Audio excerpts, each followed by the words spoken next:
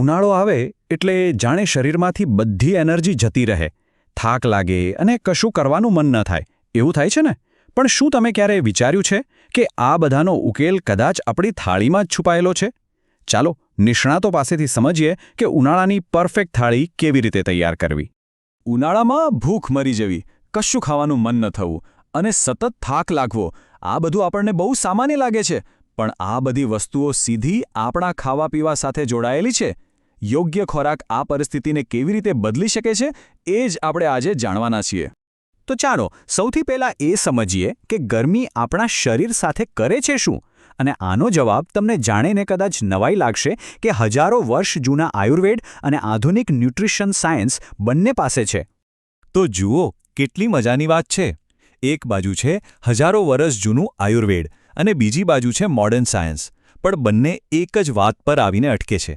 આયુર્વેદ કહે છે કે ઉનાળામાં આપણી અગ્નિ એટલે કે પાચન શક્તિ એકદમ ધીમી પડી જાય છે, શરીરનું બળ ઓછું થઈ જાય છે. અને વિજ્ઞાન શું કહે છે? એ પણ એ જ કહે છે કે ગરમીમાં ભૂખ ઓછી લાગે અને પરસેવાથી સોડિયમ પોટેશિયમ જેવા જરૂરી મિનરલ્સ એટલે કે ઇલેક્ટ્રોલાઇટ્સ નીકળી જાય છે. એટલે જ આપણને થાક લાગે છે. તો વાત તો એક જ થઈ ને? આ અગ્નિવાળો કોન્સેપ્ટ સમજવા માટે એક મસ્ત ઉદાહરણ છે. સમજો કે શિયાળામાં આપણી પાચન શક્તિ એક મોટા તાપણા જેવી હોય છે, જે બધું જ પચાવી લે. પણ ઉનાળામાં એ બસ એક નાના દીવા જેવી બની જાય છે. હવે તમે જ વિચારો, આવા નાના દીવા પર તમે ભારે તળેલો ખોરાક પકવવા મૂકશો તો શું થશે? બસ એટલે જ ઉનાળામાં ભારે ખોરાક પચતો નથી. સારું, હવે વાત કરીએ સૌથી અગત્યના ટોપિકની, હાઇડ્રેશન. બધા કહે છે પાણી પીઓ, પાણી પીઓ. પણ શું ખરેખર ફક્ત પાણી પીવાથી કામ ચાલી જશે? ચાલો આ માન્યતાની થોડી ચકાસણી કરીએ. આપણને ગરમી લાગે એટલે પહેલું કામ શું કરીએ? બસ પાણીની બોટલ પકડીએ. પણ સવાલ એ છે કે શું એટલું જ કાફી છે? અને જવાબ છે ના, બિલકુલ નહીં. કારણ કે જ્યારે આપણને પરસેવો વળે છે ત્યારે શરીરમાંથી ખાલી પાણી નથી નીકળતું, એની સાથે ઘણું બધું કિંમતી નીકળી જાય છે.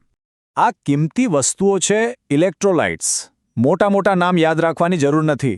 બસ એટલું સમજો કે સોડિયમ અને પોટેશિયમ જેવા આ મિનરલ્સ આપણા શરીરના એનર્જી સેલ્સ છે. જ્યારે એ પરસેવામાં વહી જાય છે ને, ત્યારે જ આપણને અચાનક ચક્કર આવવા, નબળાઈ લાગવી એવું બધું થાય છે. તો પછી સાચા હીરો કોણ છે? સાદા પાણીને બદલે આ લિસ્ટ જુઓ. નારિયેળ પાણી, આપણી દેશી છાશ, લીંબુ શરબત, સત્તુ, આ બધા શું કરે છે? એ પાણીની સાથે પેલા જે ઇલેક્ટ્રોલાઇટ્સ ગુમાવ્યા ને, એને પણ પાછા ભરી દે છે. આ છે સાચી એનર્જી અને ઠંડક. ચાલો પીવાની વાત તો થઈ ગઈ. હવે આવીએ ખાવા પર. ઉનાળામાં આપણી થાળીમાં શું હોવું જોઈએ જેથી શરીરને ગરમી સામે લડવાની તાકાત મળે અને પાચન પર કોઈ ભાર પણ ન પડે? તો નિષ્ણાતો શું કહે છે? એ કહે છે કે લઘુ આહાર લો. લઘુ એટલે હલકો, જે સરળતાથી પચી જાય. જેમ કે મગની દાળ, ભાત, પાતળી રોટલી. શાકભાજીમાં દૂધી, તુરિયા, કાકડી જેમાં પાણી ભરપૂર હોય. ફળોમાં તરબૂચ અને હા, જમવા સાથે છાશ તો સમજો કે અમૃત બરાબર છે. જેમ શું ખાવું એ જાણવું જરૂરી છે, એનાથી પણ વધુ જરૂરી એ જાણવું છે કે શું નથી ખાવું. કેટલાક ખોરાક એવા હોય છે જે આપણી પેલી ધીમી પડેલી પાચન અગ્નિ પર જાણે કેરોસીન છાંટવાનું કામ કરે છે. આ સ્લાઇડ પરથી બધું એકદમ ક્લિયર થઈ જશે. એક બાજુ છે તળેલા સમોસા અને બીજી બાજુ છે સ્ટીમ કરેલી ઇડલી. શરીર ઉનાળામાં શું માંગશે? દેખીતી વાત છે ઇડલી.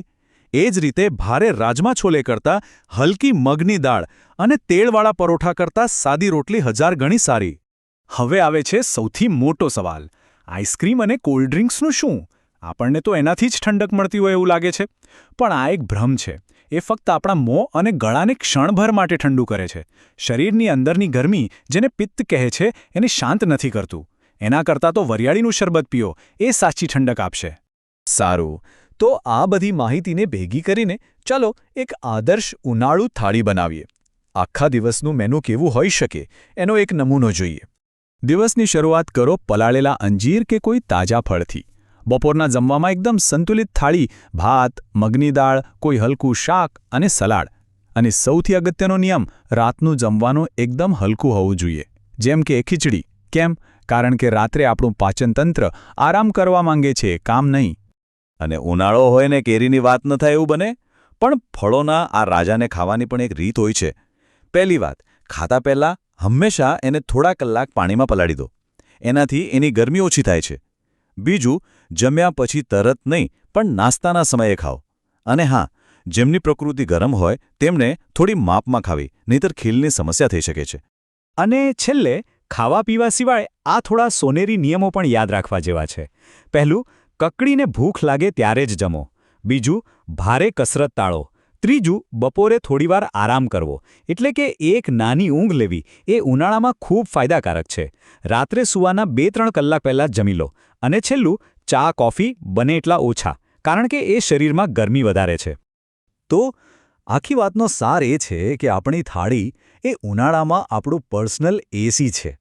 એ આપણા હાથમાં છે કે આપણે એનો ઉપયોગ શરીરને ઠંડુ રાખવા માટે કરીએ છીએ કે પછી વધુ ગરમ કરવા માટે. યોગ્ય પસંદગી કરીને આ ગરમીને પણ આપણે આરામથી માત આપી શકીએ છીએ.